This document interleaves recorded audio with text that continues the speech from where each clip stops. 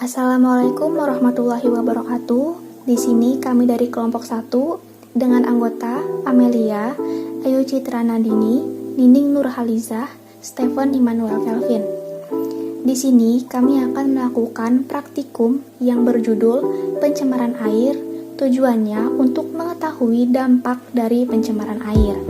Alat dan bahan yang digunakan: pertama, 3 buah gelas pop es, air bersih, 6 ekor ikan kecil, spidol, kertas stiker atau lainnya, rinso, stopwatch atau HP, dan alat tulis.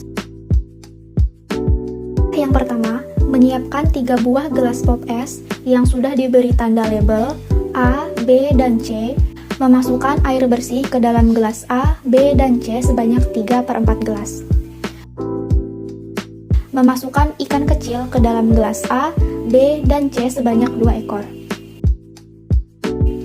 Memberikan 2 tetes rinso cair ke dalam gelas A, memberikan 1 tetes rinso cair ke dalam gelas B, dan tidak mencampurkan rinso cair ke dalam gelas C. Setelah mencampurkan rinso cair ke dalam gelas A, B, dan C, selanjutnya menghitung waktu mulai dari cairan rinso diteteskan sampai 60 detik sebanyak 3 kali.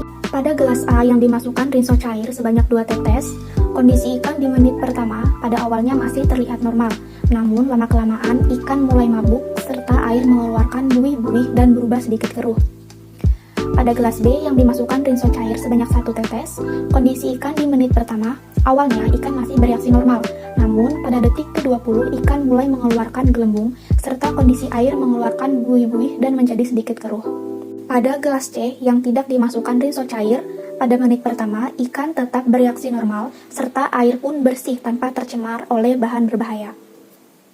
Pada gelas A di menit kedua yang awalnya ikan terlihat mabuk, ikan mulai lemas dan tidak sadarkan diri, serta air yang awalnya bersih menjadi tercemar karena kandungan rinso yang cukup berbahaya. Pada gelas B di menit kedua, ikan mulai diam dan sesekali bergerak dengan cepat, hingga akhirnya melayang muncul ke permukaan. Air di dalam gelas telah tercemar zat yang terkandung dalam rinso. Pada gelas C, pada menit kedua, ikan tetap bereaksi normal, serta air pun bersih tanpa tercemar bahan berbahaya. Pada gelas A, di menit ketiga, insang terlihat membengkak dan mengeluarkan lendir. Akhirnya, pada detik ke-140, ikan pun mati, serta air sudah tidak bersih lagi karena tercemar oleh kandungan rinso yang cukup berbahaya. Pada gelas B, di menit ketiga, ikan terlihat lemas, muncul ke permukaan seperti tidak sadarkan diri, serta air sudah tidak bersih lagi karena tercemar oleh kandungan rinso. Pada gelas C, di menit ketiga, ikan tetap bereaksi normal, serta air pun bersih tanpa tercemar oleh bahan berbahaya. Hanya saja, pada menit ketiga ini, air menjadi sedikit keruh karena kotoran ikan.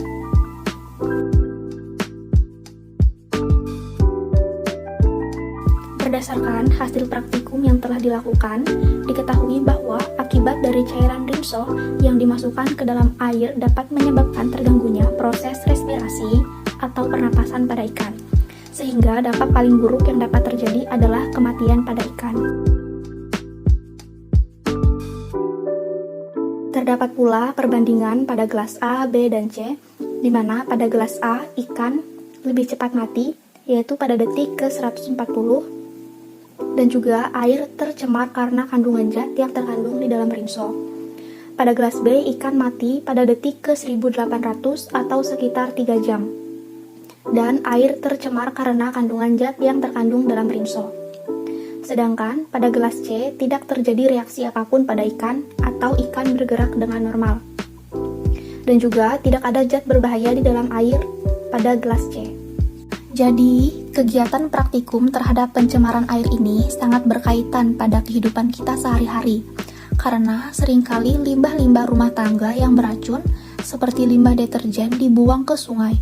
Tentunya hal ini dapat berbahaya bagi kehidupan ekosistem yang hidup di dalam sungai, termasuk ikan. Air sungai yang tadinya bersih pun menjadi tercemar.